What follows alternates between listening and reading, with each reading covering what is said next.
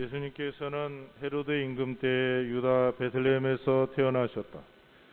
그러자 동방에서 박사들이 예루살렘에 와서 유다인들의 임금으로 태어나신 분이 어디 계십니까? 우리는 동방에서 그분의 별을 보고 그분께 경배하러 왔습니다 하고 말했다. 이 말을 듣고 헤로데 임금을 비롯하여 온 예루살렘이 깜짝 놀랐다. 헤로데는 백성의 수석 사제들과 율법학자들을 모두 모아놓고 메시아가 태어날 곳이 어디인지 물어보았다. 그들이 헤로데에게 말하였다. 유다 베들레헴입니다. 사실 예언자가 이렇게 기록해 놓았습니다. 유다 땅 베들레헴아, 너는 유다의 주요 고을 가운데 결코 가장 작은 고을이 아니다. 너에게서 통치자가 나와 내 백성 이스라엘을 보살피리라. 그때 헤로데는 박사들을 몰래 불러 별이 나타난 시간을 정확히 알아내고서는 그들을 베들레헴으로 보내면서 말하였다. 가서 그 아기에 관하여 잘 알아보시오. 그리고 그 아기를 찾거든 나에게 알려주시오. 나도 가서 경배하겠소. 그들은 임금의 말을 듣고 길을 떠났다. 그러자 동방에서 본 별이 그들을 앞서가다가 아기가 있는 곳 위에 이르러 멈추었다. 그들은 그 별을 보고 더없이 기뻐하였다. 그리고 그 집에 들어가 어머니 마리아와 함께 있는 아기를 보고 땅에 엎드려 경배하였다. 또 보물 상자를 열고 아기에게 황금과 유향과 모략을 예물로 드렸다. 그들은 꿈에 헤로데에게 가지 말라는 지시를 받고 다른 길로 자기 고장에 돌아갔다. 주님의 말씀입니다.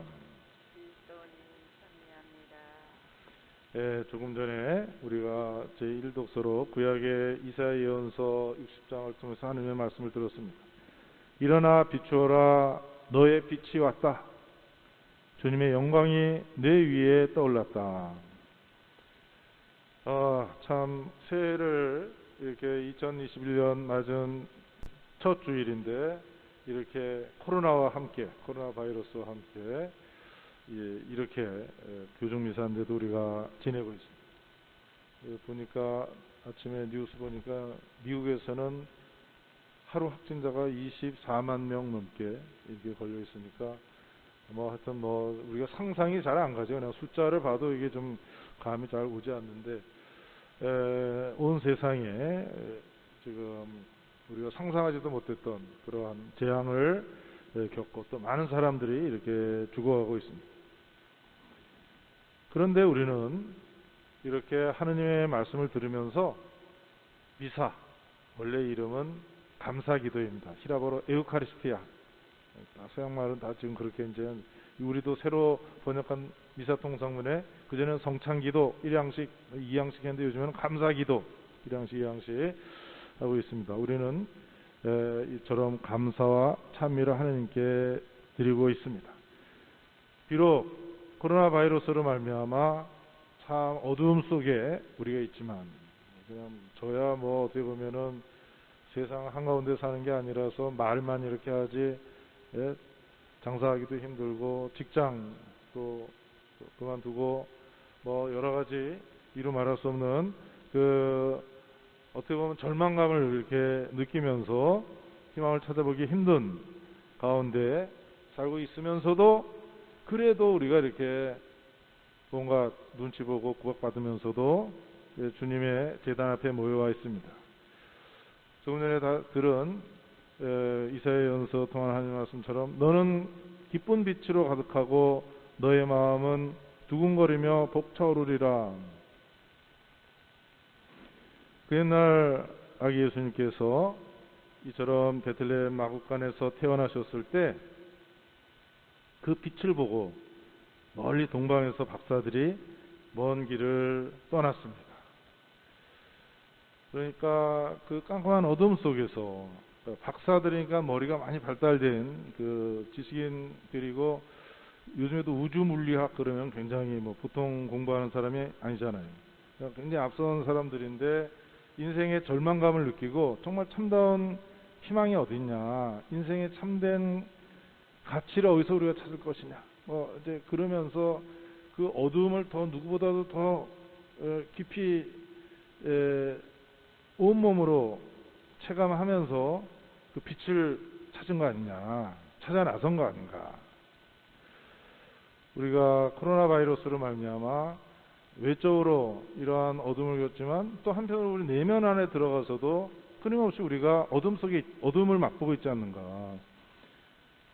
그래서 제가 오늘 어저께 저녁에도 그렇고 오늘 오전에도 이 구유를 바라보면서 또 오늘 동방 박사들을 이렇게 보면서 마태복음서는 유대인들이 유대교에서 그리스도교로 개종한 사람들을 위해서 쓴 겁니다. 이 사람들에게 예수님이 누군지 정확하게 다시 또 알려주는 것이었는데, 그런데 제일 먼저 예수님의 탄생에 초대된 사람들은 유대인들이 아니라 저 멀리 있는 이방인들이다.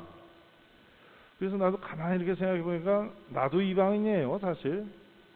내가 오늘 아침에도 일어나면서 이렇게 내가 하나님으로부터 이렇게 먼 사람인가 또 이렇게 새롭게 느껴집니다. 익숙치 않으니까 그런 거 아닌가. 그렇지만 부끄러운 사실이 아니에요. 그 이방인들이 제일 먼저 마태복음서에서는 이 구원의 신비의 이 빛으로 제일 먼저 초대받았다. 그러니까 모든 사람을 하나님께서 이 주님 탄생의 신비, 이 구원회로 초대해 주신 것이고, 그래서 저도 있고 여러분도 여기 와 있는 거 아닌가. 어둠을 뚫고 힘든 여정에 한 걸음 한 걸음을 내딛던 그 동방박사들, 그 틈에 사실 어떻게 보면 저도 있고 여러분도 같이 있는 것이라고 말할 수 있겠습니다. 알다시피 그 사람들이 예루살렘에 들어서면서 이제 여기구나, 그 유명한 예루살렘 거룩한 도성, 그래서 빛을 만나는가 싶더니 이제 실망한 채로 예루살렘을 떠나야 했습니다. 그리고 아주 뜻밖에도 베들레헴 마구간 위에서 그 별빛은 멈췄고 환하게 빛나고 있었습니다. 그곳에서 예수님을 본 것입니다. 어떤 곳이에요? 우리의 신앙의 표현으로 이렇게 반짝반짝하게 아름답게 이렇게 꾸며놨지만 이 속 안의 내용은 뭡니까? 하나님은 가난한 모습으로 오신 거 아니겠어요? 왕궁에서 태어난 것도 아니고 부잣집에서 태어난 것도 아니고 고위 관료집에서 태어난 것도 아니고 어떤 학자집에서 태어난 것도 아니고 동정녀한테서 이 아버지는 누구야? 이 관계는 또 애매한 관계예요. 어떻게 보면은. 그리고 정말 이 특징이 뭡니까? 가난합니다. 예수님은 하나님의 아드님으로서 아버지와 함께 세상을 창조하신 온 세상의 주인이신데, 하나님이 이 세상에 우리에게 모습을 드러내는 모습은 가난합니다. 진짜 돈 많은 사람은 자기 돈 자랑할 필요가 없잖아요. 없는 놈이 돈 자랑하지. 그러니까 하나님은 하나님의 모습을 가난함을 통해서 드러낸 것이다. 하나님은 너무 높이 계셔가지고 우리가 올라봐도 안 보이는 분인데 자기를 낮춰서 베들레헴 마구간 구유에 누워 계시지 않는가. 한없이 자신을 비우시고 여기에 이렇게 와 계시는 것이다. 이게 우리 구유가 나 그래서 내년에는 여기 길거리에다가 우리 저 대문 옆에 여기 호떡 가게 가는 데다가 구유를 좀 꾸며야 되지 않을까 생각해. 이게 사람들이 못 보잖아요. 저기도 이렇게 좀 대문하고 좀 멀어서. 근데 그게 문제가 아니라 어떻게 그렇다면 우리들의 하나님은 이 가난한 하나님이라는 것, 온 세상의 주인이신데 모습을 드러낸 것은 가난한 하나님이다 하는 걸 우리가 어떻게 드러낼 것이냐. 내가 성사를 받은 자, 신품성사, 그리스도를 드러내 보여야 되는 사람이고 하나님을 드러내 보여줘야 되는 사람인데, 과연 내가 정말 참 진실하게 내 가난함을 통해서 가난하신 하나님, 온 세상의 주인이신 그 하나님을 내가 어떻게 정말 보여줄 수 있을 것인가. 말은 가난한 척하고 실제로는 가난함을 외면하고 피하고 숨기는 거 아니냐. 오늘 우리가 이제 사람들이 이렇게 안 와요. 오지 말라고 또 온 사람 또 어떤 때는 보내기도 하고 그러면서 우리 자신을 좀 반성해 봐야 되겠습니다. 내가 믿는 하나님이 어떤 하나님이냐? 세속에서 막 발자국 번쩍번쩍 하니까 우리도 그걸 따라간 거 아니냐. 그러다 지금 세상에 곤두박질 쳐져 있는 거 아니에요. 너무 많이 처먹다가 지금 우리가 이렇게 된 게 나를 비롯해가지고 너무 많이 소비하다가 지금 지구에 그냥 그 작은 그 바이러스 생물도 아니라는 것들이 인간을 완전히 목을 조이고 있는 이러한 상황인데, 세상도 정말 반성해야 되고, 그냥 백신만 맞으면은 이게 낫겠다 또 와요. 옛날 사스, 메르스 조금 하다가 지나갔잖아요. 내가 볼 때 이거 된통, 이건데 이거 백신으로 해결된다고 생각하면 그 다음엔 더 된통 올 수도 있지 않냐. 그러니까 우리 다시 한번 정말 구유를 다시 바라봐야 되겠습니다. 우리들의 하느님 왜 이렇게 가난한 모습으로 우리에게 오셨냐. 왜 자신을 이렇게 낮췄는가. 유다인의 임금으로 태어난 분이 어디 계십니까? 그러니까 야, 헤로데가 나 말고 또 어떤 놈이야? 그놈 죽여버리자. 그래서 그냥 죽이는 거 아니야, 어린애들 다. 그런데 정말 자신을 낮추고 비우면서 이렇게 오시는 하느님임을 어떻게 우리가 세상에서 드러낼 것인가.